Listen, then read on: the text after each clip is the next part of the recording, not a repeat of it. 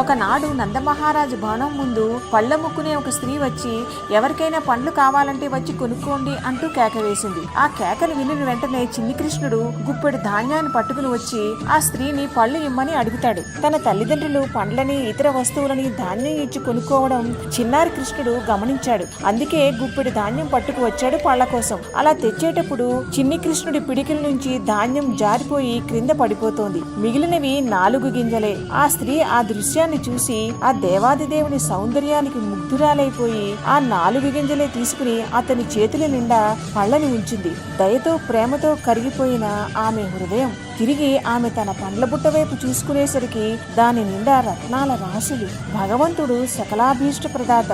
మనం చిటికెడు భక్తితో సమర్పిస్తే తిరిగి మనకి కొండంత ఇస్తాడు మరి.